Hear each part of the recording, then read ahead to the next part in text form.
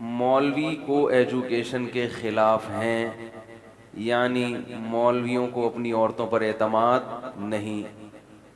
एक दावा तो ये साबित हुआ इससे, अभी बात मुकम्मल नहीं हुई है।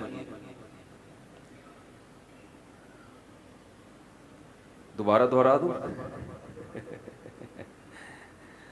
जो लोग को एजुकेशन के खिलाफ हैं उन्हें अपनी औरतों पर एतमाद नहीं। अब खुद ब खुद इससे आगे चीजें साबित होती हैं कि मौलवी लोग को एजुकेशन के खिलाफ हैं, लिहाजा मौलवियों को अपनी औरतों पर एतमाद नहीं। क्यों? आगे एक चीज और मुकद्दर है।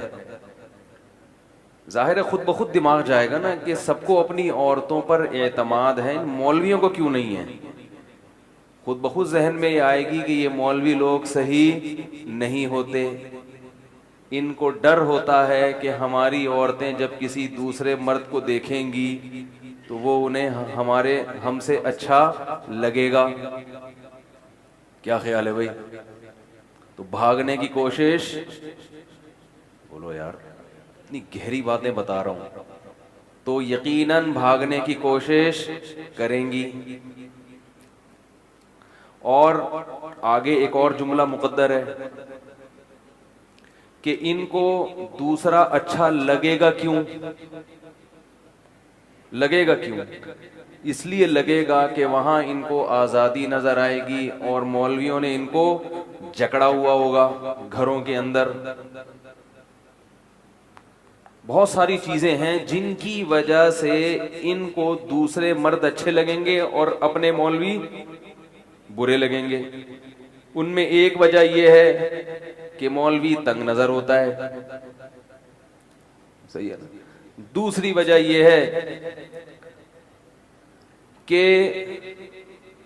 मौलवी जो है, जो एक तस्वुर यानी जो पैगाम देना चाह रहा है ना ये शख्स, मौलवी अपने घर वालों पे खर्च कम करता है, घुमाने फिराने नहीं लेके जाता, फिल्में ड्रामे देखने नहीं देता। जब ये स्कूल कॉलेजेस में खवातीन जाएंगी इनको नजर आएगा कि देखो लोग अपनी बीवियों को सिनेमा घरों में फिल्में दिखाने भी लेके जाते हैं, पिकनिक पॉइंट पे भी लेके जाते हैं। जब कोई वेडिंग होती है, कोई शादी ब्याह, कोई सेरेमनी इस टाइप की होती है तो उसमें नाच गाने भी, डांस मांस भी, बोलो भाई, चलते हैं। ये भी नहीं करने देंगे। तो इसका मतलब ये है कि इनमें कन्विंसिंग पावर तो है नहीं कि अपने बीवी बच्चों को, अपनी बेटियों को, अपनी बहनों को कन्विंस कर सकें कि हमारा लाइफ स्टाइल अच्छा है, हम अच्छे हैं। कन्विंसिंग पावर भी नहीं है और इनके जो नजरियात हैं वो भी गलत हैं। लिहाजा ये इस बात को बर्दाश्त नहीं करते कि औरतों को आजादी दी जाए, लिहाजा बंद करके रखते हैं। क्योंकि को एजुकेशन को अगर खवातीन ने इख्तियार किया तो इनके सामने दूध का दूध और पानी का पानी हो जाएगा। इनको नजर आएगा कि असल जिंदगी क्या है। बात यहां तक समझ में आई? तो ये बड़े खुशनुमा नारे हैं, लेबल बड़े अच्छे अच्छे लगाए जा रहे हैं। एजुकेशन का मकसद क्या है? बोलो भाई, एजुकेशन है ना, एजुकेट करना किसी को। सुगरे कुबरे मिला के, अफलातूनियां और बुकरातियां दिखा के ना आज हर हराम काम को, गंदे अमल को खुशनुमा बना के पेश किया जा रहा है। एक बात खूब अच्छी तरह कान को खोल के समझ लें कि जो अल्लाह का नहीं है, जो आसमानी तालीमात को नहीं मानता, कितना ही ज़हीन हो, वो कभी आपको सीधा रास्ता दिखा ही नहीं सकता। उसकी खुद समझ में नहीं आएगा सीधा रास्ता, वो आपको कहां से दिखाएगा? अगर उसमें अकल होती, वो लॉजिक वाली बातें वाकई करता दिल से, तो सबसे पहले वो इस कायनात को बनाने वाले पर ईमान लाता और इस कायनात में जो रब ने जो पैगंबर भेजे हैं अपनी अकल इस्तेमाल करके उन पैगंबरों पर ईमान लाता और फिर उन पैगंबरों की तालीमात को फॉलो करता। इन 3 स्टेप में से कोई किसी एक स्टेप को भी पूरा नहीं कर रहा, वो दुनिया का सबसे बड़ा बेवकूफ और बदअकल इंसान है। यानी आप उसको अक्लमंद कह रहे हैं लेकिन अल्लाह उसको अक्लमंद नहीं कह रहा। ये कैसा बेवकूफ है जो रसूल के मुकाबले में अपनी अकल को इस्तेमाल कर रहा है। क्यों? इसको मैं एक तरीके से समझाता हूं। देखिए, अल्लाह ताला ने इंसान को जितनी सलाहियतें दी हैं वो लामहदूद नहीं है। वो क्या हैं? बोलो भाई, महदूद हैं। एक इंसान को यही अगर ना पता चले कि मेरी सलाहियतें महदूद हैं तो उससे बड़ा बेवकूफ और अहमक दुनिया में कोई हो सकता है? हाँ हाँ हाँ करें जोर से, ये आवाज नहीं जाती इसमें। आप हाँ बाज दफा करते भी है ना तो रिकॉर्डिंग में नहीं जा रही होती। लोग कहते हैं अजीब मजमा है, बोल ही नहीं रहा, हालांकि वो बोल रहे होते हैं लेकिन रिया नहीं जा रही होती। तो इसलिए थोड़ा सा जोर से बोल लिया करें, मेरी इज्जत रह जाएगी इसमें। जोर से बोलेंगे ना तो थोड़ी मेरी इज्जत हो जाएगी दुनिया के सामने कि भाई इनके जो सुनने वाले हैं अल्हम्दुलिल्लाह जवाब देते हैं। देखो मेरे भाई, मैं ये बताना चाह रहा हूं कि जो मजहब को फॉलो नहीं करता, मानना नहीं, मानते तो बहुत सारे हैं, फॉलो करना शरीयत को।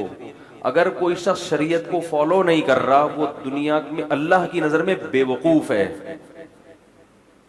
आप उससे कभी भी रहनुमाई हासिल ना करें, आप उसको गाइड करें, उससे गाइडेंस ना लें, वो मरवाएगा आपको। क्योंकि उसमें अगर अकल होती तो वो ये हकीकत जानता कि अल्लाह ने इंसान को जितनी सलाहियतें दी हैं वो तमाम सलाहियतें महदूद हैं, लामहदूद नहीं। अब देखो, हमारे बाजुओं में वजन उठाने की सलाहियत है,